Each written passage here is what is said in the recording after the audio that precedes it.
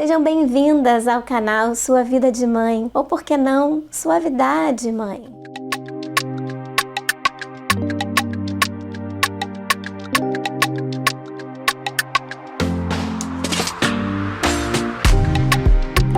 Esse canal surgiu do propósito de compartilhar o conhecimento científico e as experiências de consultório. São tantos anos de conversas com crianças, conversas riquíssimas, conhecendo os seus pensamentos e associando essa experiência prática ao conhecimento da psicologia.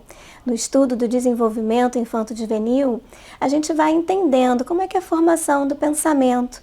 Cada pessoa tem uma especificidade, gostos, preferências, temperamento. Cada pessoa tem um timing do seu desenvolvimento. E é claro que no mundo corrido de hoje, com tantos afazeres, muitas vezes esse tempo da observação, da calma, da tranquilidade do dia a dia nem é muito possível. E a gente tem visto cada vez mais mães buscando conhecimento. Foi com esse desejo de poder manter essa informação sempre atualizada e até mesmo para as mães do meu próprio consultório aqui, que eu idealizei esse canal. Com um consultório lotado e às vezes até sem hora para atender mais famílias, eu parei para refletir sobre todas as demandas que passam por aqui e parte dessa demanda é de conhecimento. E outra demanda é uma demanda clínica mesmo. Mas a gente vê que os pais privilegiam uma terapia dos filhos, às vezes até em detrimento da própria terapia. O desenvolvimento infanto-juvenil é muito valorizado, isso é maravilhoso. Mas e a mãe? Como é que é esse suporte? Eu vejo muitas mulheres dando preferência à psicoterapia dos seus filhos do que fazendo a sua própria.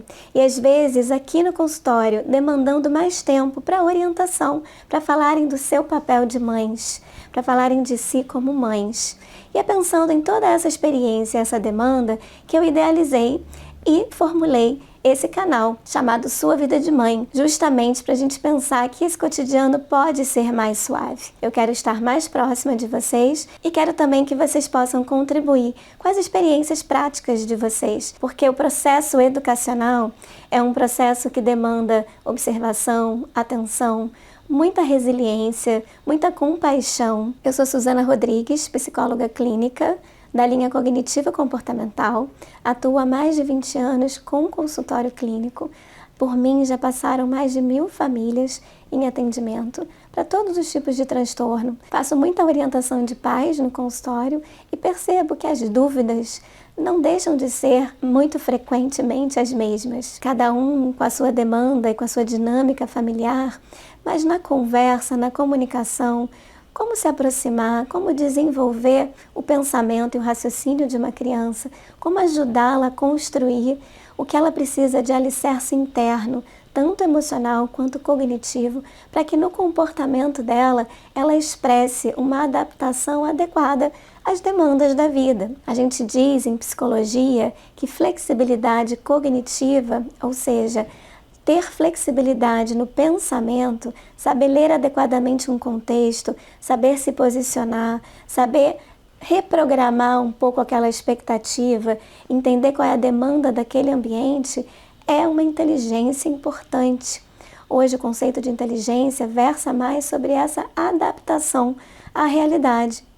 Quando a gente vai entendendo a construção desse pensamento junto com o desenvolvimento, é possível perceber, dentro do temperamento e do desenvolvimento do seu filho, como é o raciocínio que ele está utilizando para atender às demandas da vida.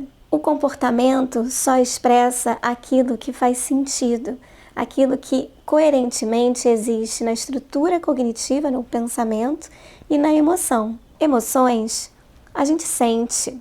A gente precisa aprender a ler essas emoções. E desde que a gente nasce, essas sensações físicas, fisiológicas, sensações emocionais vão ganhando um sentido na nossa percepção. O ambiente vai ajudando a criança a ler e a compreender essas sensações.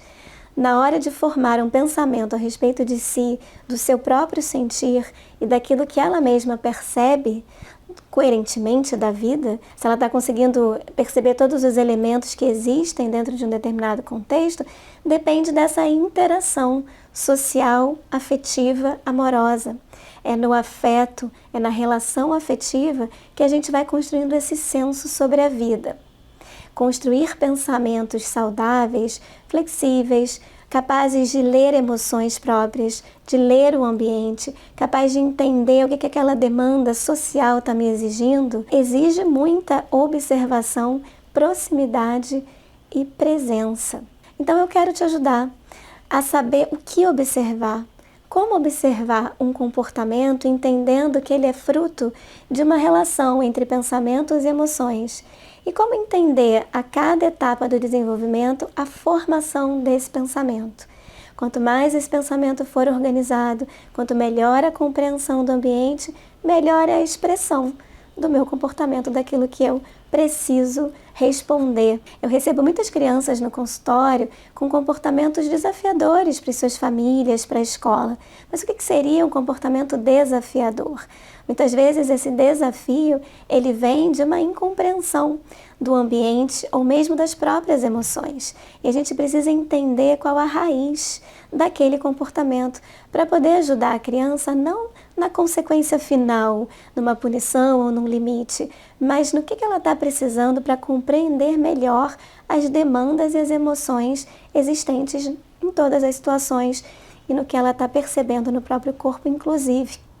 Então aqui, nesse canal, eu vou compartilhar conhecimento científico da psicologia, pesquisas recentes, experiência das próprias crianças aqui no consultório, que não cansam de me surpreender com um raciocínio brilhante a respeito das emoções e das demandas da vida. Aprendemos todos, aprendemos mutuamente. As crianças têm a experiência delas, do que elas sentiram. Saber dar voz a esse sentimento para a compreensão do seu raciocínio é fundamental. E para isso, a gente tem muitas técnicas de comunicação para fazer essa aproximação acontecer. Para você aprender a ouvir melhor, a observar melhor, antes de tomar alguma decisão importante em relação ao seu filho, principalmente naquelas situações onde você percebe que o seu desafio emocional está em jogo também, porque seu filho tem frustrado as suas expectativas. Como que a gente pode ser modelo para os nossos filhos, para as crianças, sobre regulação emocional, sobre processo decisório, sobre compreensão e escuta? Eu costumo dizer que para a gente poder construir esse comportamento nas crianças, elas nos desafiam a ter esses comportamentos com a gente, a entender e a observar as nossas próprias emoções, compreender a si mesmo, entender quando se está exausta, quando se está cansada, saber como pedir ajuda, saber como dizer, como falar. É um processo relacional. A gente fala na terapia comportamental que há uma transação comportamental.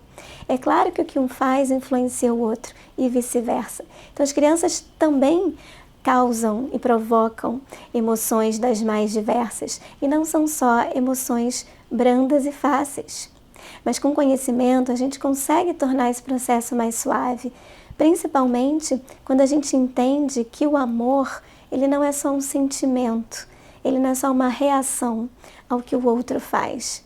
O amor é um processo decisório que envolve valores de vida, valores como um projeto. Que projeto é esse que eu tenho para minha família? Que projeto de filho é esse que eu desejo? E não estou falando de construir o filho que eu demando, que eu vislumbro.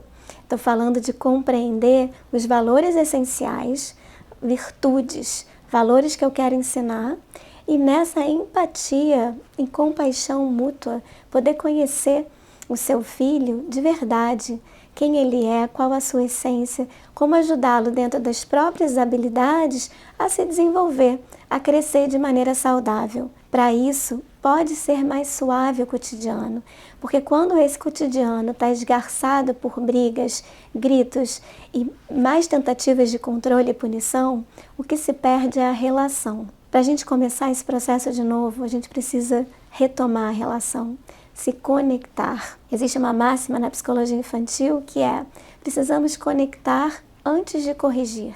Muitas vezes a correção constante, falar sobre erro, dizer muitos nãos, o tempo inteiro corrigir a criança sem que ela entenda que aquela correção é ao seu comportamento e não à sua pessoa.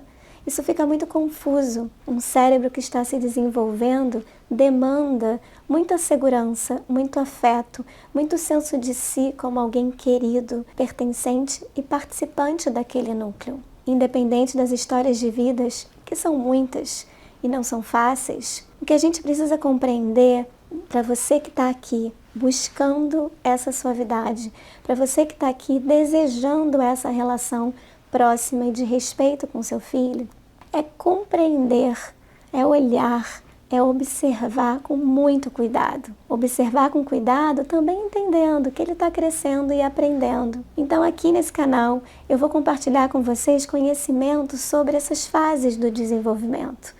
De 3 a 9 anos, que é o nosso foco, eu vou compartilhar com vocês tudo que é esperado e o que já estaria ali não esperado para cada idade. E quando precisa acender aquele botão de alerta para algum tipo de transtorno mental começando a acontecer. Desenvolver uma diferenciação entre o que é clínico do que é possivelmente educacional. Como que a gente muda uma forma de agir e a criança já logo responde? Ao mesmo tempo, às vezes tem famílias que mudam muitas formas e percebem que o filho não responde. Esse filho precisa de uma avaliação com psicólogo, muitas vezes com neuropsicólogo, com psiquiatra, para que numa equipe multidisciplinar seja entendida qual a demanda daquela criança para o seu desenvolvimento. Existem muitos profissionais envolvidos na saúde mental infantil, todos juntos, unidos, para que possam construir as habilidades necessárias para aquela criança que de repente não tem essas habilidades por si só. Ela precisa de alguma intervenção mais específica para que ela possa ganhar esse empurrãozinho no desenvolvimento. Então aqui, nesse canal, Sua Vida de Mãe, eu quero me aproximar de você, mãe que está em casa e não teria acesso à terapia, ou mãe aqui do meu consultório que deseja ouvir novamente tudo aquilo que a gente conversa por aqui. Eu quero que vocês também aprendam a ouvir as crianças e quero compartilhar pensamentos lindos, profundos, engraçados que elas falam por aqui. É uma forma de conhecê-las e de se aproximar. Vamos juntas? Convido vocês a curtirem o canal e a compartilharem com as suas amigas, mães, que também vão gostar desse conteúdo.